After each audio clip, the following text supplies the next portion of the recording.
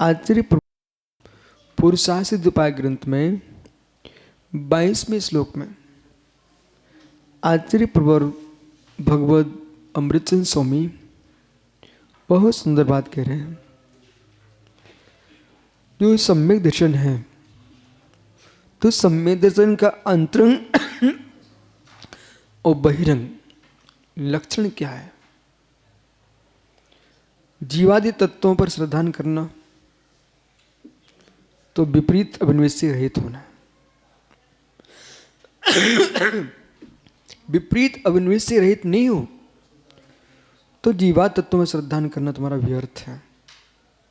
हम तत्वों को मानते हैं पर कुछ विपरीतताओं को भी मानते हैं, ऐसा नहीं होता। वो विजय देहरादून कितने खुश थे। व्यक्ति तत्व को समझता है उसे प्रसन्नता होती है, और ज्ञानी ज्ञान में ही आनंद लेता है। ये परम सत्य है। अज्ञानियों के बीच में ज्ञानियों को जमीन में गड़े बीज की तरह रहना चाहिए। ये अज्ञानी चिड़िया है। यदि जमीन में बीज गड़ा नहीं होगा तो दाना उठा ले जाएंगे, तुमको वृक्ष नहीं बनने देंगे, पौधा नहीं बनने देंगे। ऐसे राकेश पंडित जी बहुत सारा उपदेश अज्ञानियों के बीच में नहीं घुरना चाहिए। आपको समझना चाहिए। जो विषय समझ में नहीं आता उसे सिर फटता है, कठिन होता है, और आप वही बोलोगे ना तो सामने वाले थक जाएंगे, और ऐसा स्थान की उठ भी नहीं सकते हैं। विद्वानों का, ज्ञानी मुरादों का कर्तव्य है सामान्य त्यागी वृत्तियों के बीच में थोड़ी सामान्य बातें भी कर लें, उनको भी लगे भी हम भी इनके स्तर पे हैं।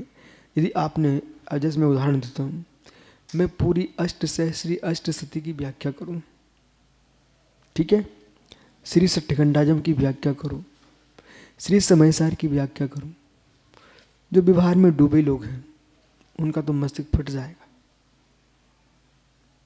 इसलिए आचार्यगण सर्वसत्वनुगार्थम सताम प्रयासा, सभी का उपकार हो ऐसा प्रयास करते हैं। ये राकेश पंडित जी को समझना चाहिए कि बीच बीच में ऐसे शब्द का प्रयोग कर दो जिससे सामान्य आदमी को भी लगे कि मेरे लिए भी कुछ कह रहे हैं, पर चलना चाहिए तत्व ही। इसलिए निश्चयात्मक व्याख्या तत्व की, व्यवहारात्मक व्याख्या तत्व की भेदात्मक की हो। शब्दभंगी की परिभाषा क्या दी? प्रश्नवशात एकस्मिन् वस्तु अवरोधेन विधि निषेध कल्पना शब्दभंगी।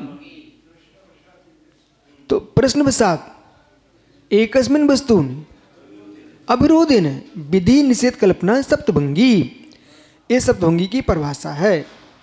तो विधि निषेध रूप जो अविरोधी कल्पना है उसका नाम सप्तभंगी है। जीवा जीवादीनाम तत्वार्थानां सदैव कर्तव्यम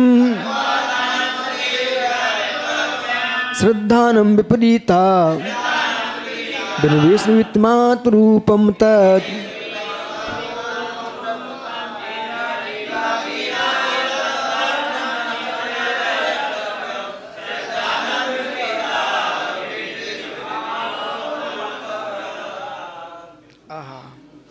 जीवा जीवा तत्वनाम, जीव आश्रव बंध संबंध निरा मोक्ष।